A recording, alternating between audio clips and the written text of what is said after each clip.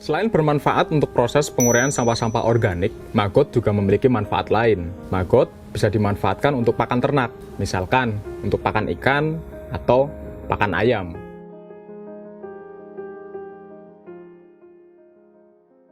Hai Sobat Ensiklo, jumpa lagi dengan kami, tim Ensiklo. Pada video kali ini, saya akan bercerita tentang lalat Black Shoulder Fly atau lalat BSF, yang umum juga dikenal dengan maggot, karena salah satu siklus kehidupan dari lalat ini, dia akan berbentuk menjadi maggot. Ya, larvanya ini disebut dengan maggot. Lalat BSF ini menjadi salah satu lalat yang memiliki manfaat banyak bagi lingkungan kita. Jika dibandingkan dengan jenis lalat lain, yang umumnya menjadi masalah, bisa menjadi sumber penyakit, atau juga menyebabkan bau, lalat BSF ini bisa disebut sebagai agen lingkungan. Kenapa? Karena lalat BSF ketika dia berbentuk menjadi maggot atau larva ini, dia membantu penguraian sampah-sampah organik. Pemanfaatan lalat BSF untuk penguraian sampah-sampah organik ini sebetulnya bukan sesuatu yang baru. Sudah banyak pihak yang mengembangkan, dan bahkan saat ini lalat BSF menjadi salah satu, bisa dibilang, komoditi ekonomi kayak gitu, karena telurnya ternyata juga berharga, maggotnya juga berharga. Jadi kalau kita searching kayak gitu di sosial media atau di toko online, bahkan kita juga bisa dengan mudah menemukan telur lalat BSF atau maggot itu dijual. Lalat BSF dia hidup dalam waktu rentang yang cukup singkat, hanya berkisar 40-43 hari. Dan dari 40-43 hari itu, paling lama siklus hidup dari lalat BSF adalah ketika dia berbentuk larva atau yang disebut dengan maggot, yakni sekitar 18 hari. Sementara lalat BSF dewasa atau lalat yang bisa kita lihat terbang, kemudian dia hidup selayaknya lalat yang lain, justru dia hanya berumur pendek, hanya kisaran 5-8 hari. Jadi siklus dari lalat BSF ini yang paling lama justru adalah ketika dia berbentuk larva. Teman-teman bisa lihat, di depan saya ini adalah biopon atau tempat penangkaran maggot. Di sini kami menaruh sisa-sisa makanan, sisa sayur, sisa buah, dan juga yang dicampur dengan kotoran kelinci untuk diuraikan oleh maggot di sini. Makanan yang diuraikan oleh maggot ini memiliki kandungan protein dan juga kandungan air yang berbeda-beda. Nah, ini menentukan bobot dari maggot dan juga besar maggot itu sendiri. Maggot menyukai makanan yang dalam kondisi lembab.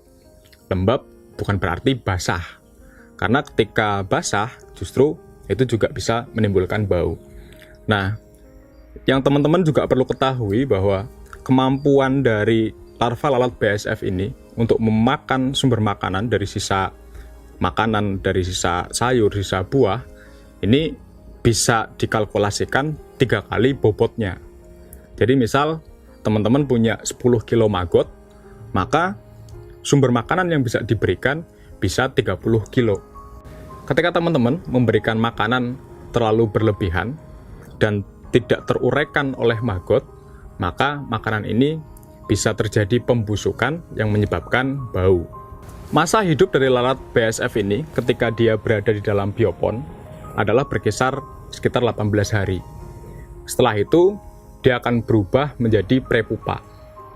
Nah, perubahan ini ditandai dengan warna dari maggot ini yang berubah menjadi warna coklat muda, dan juga dia akan beralih dari tempat yang lembab menuju ke tempat yang kering. Nah, tempat yang kering ini bisa disebut sebagai tempat bertapa gitu, karena setelah berubah menjadi pupa, dia akan terlihat seperti mati, diam. Nah, kenapa maggot memilih beralih ke tempat yang kering? Itu juga tujuannya adalah untuk menghindari predator, agar ketika dia pada proses menjadi pupa, dia tidak dimakan oleh hewan lain. Teman-teman bisa lihat perbedaannya. Jadi ketika dia sudah menjadi pupa, dia akan berubah seperti ini, coklat kehitaman. Nah, ini adalah sisa-sisa pupa yang kami miliki, sebagian besar sudah berubah menjadi lalat BSF. Perbandingannya bisa dilihat antara maggot yang dia masih berada di dalam makanan ini, dia warnanya masih terlihat sedikit putih, tapi ketika dia sudah berubah menjadi pupa, dia menjadi coklat kehitaman. Nah, lama maggot menjadi pupa adalah berkisar selama 14 hari. Setelah itu, dia akan berubah menjadi lalat dewasa. Siklus hidup lalat dewasa terbilang pendek, hanya berkisar 5 sampai dengan 8 hari. Dan lama hidup dari lalat dewasa ini juga bergantung dari sumber protein yang dia makan ketika masih berbentuk maggot. Ada yang berkisar 6 hari, ada yang 7 hari, bahkan ada yang 8 hari. Dan proses dari lalat dewasa itu, kalau teman-teman perlu tahu, ada yang menyebut juga begini, lalat BSF ini lalat yang diciptakan hanya untuk kawin. Kenapa? Lalat dewasa, ketika yang pejantan, dia sudah kawin dengan lalat betina, maka dia akan mati. Kemudian, lalat betina, ketika dia sudah bertelur, kemudian sampai inkubasi telurnya, dia juga akan mati. Jadi siklusnya bisa dibilang sangat pendek. Ini lalat kok hidup hanya untuk kawin, kayak gitu. Selain bermanfaat untuk proses penguraian sampah-sampah organik, maggot juga memiliki manfaat lain. Maggot bisa dimanfaatkan untuk pakan ternak, misalkan untuk pakan ikan atau pakan ayam. Teman-teman juga perlu tahu, maggot memiliki kandungan protein berkisar antara 36 sampai 41%. Dan kandungan protein ini juga dipengaruhi dari sumber makanan yang dia makan ketika di dalam biopon. Dengan kandungan protein yang cukup tinggi ini, maggot bisa diolah untuk menjadi pelet atau juga tepung maggot. Sehingga selain proses penguraian sampah-sampah organik kita terselesaikan, artinya tidak punya masalah dengan sampah organik, kita juga mendapatkan manfaat lain berupa pakan. Pemanfaatan maggot ini juga bisa dikaitkan dengan siklus pertanian organik. Jadi ketika teman-teman misalkan bercocok tanam di pekarangan rumah, kemudian memelihara ikan atau juga beternak ayam, maka pengolahan sampah organik menggunakan maggot ini bisa menjadi awal dari siklus pertanian organik di pekarangan. Teman-teman yang mungkin ingin tahu lebih jauh tentang siklus pertanian organik, bisa simak video kami sebelumnya.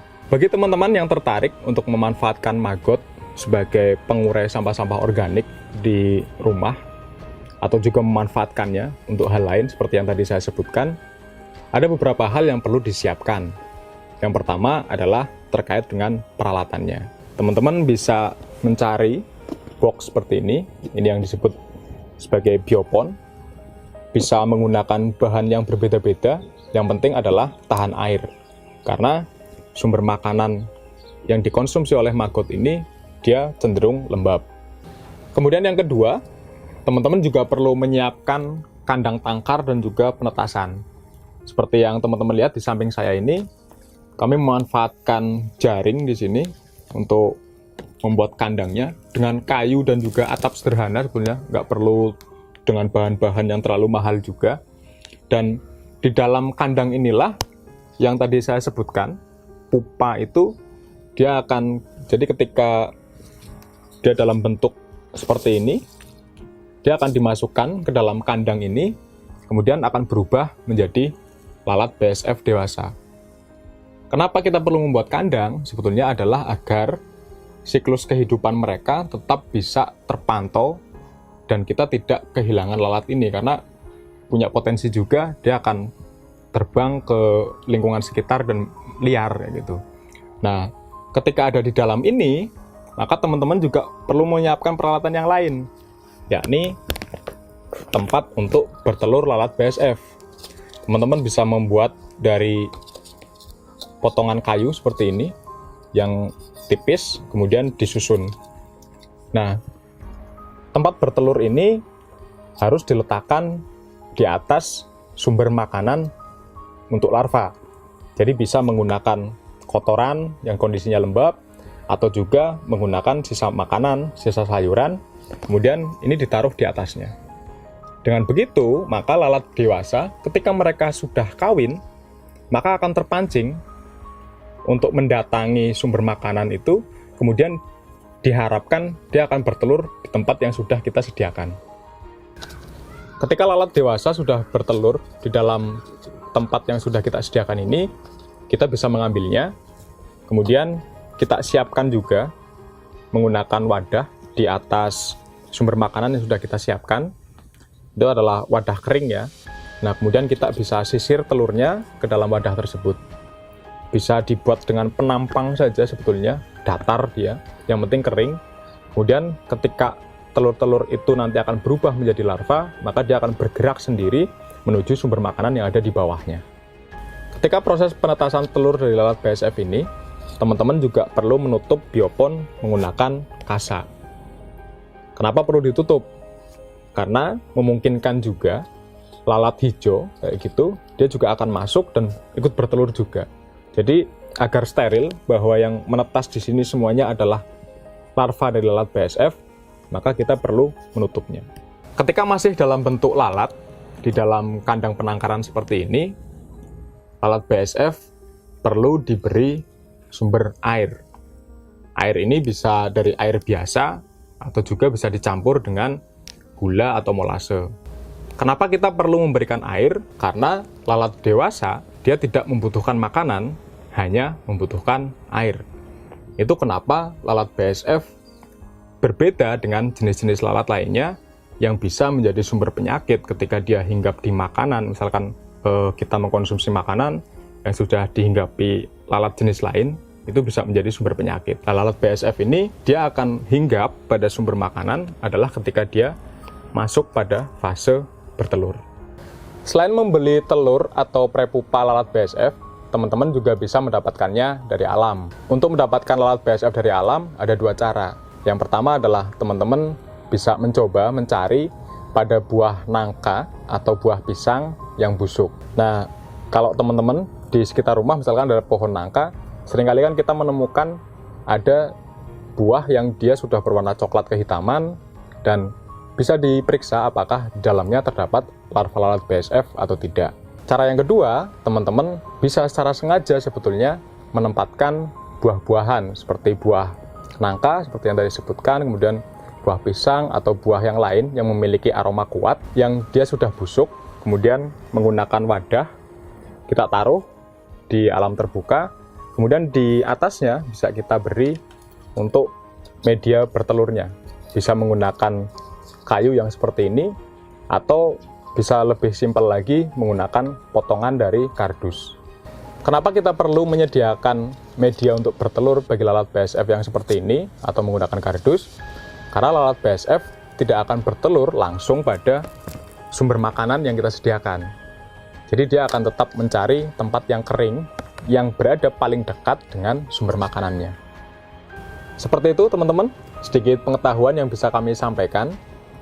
Ketika teman-teman mendapati video ini bermanfaat, silakan subscribe dan nyalakan lonceng notifikasinya, agar ke depan teman-teman bisa mendapatkan update-update video terbaru dari kami. Semoga bermanfaat, terima kasih, salam.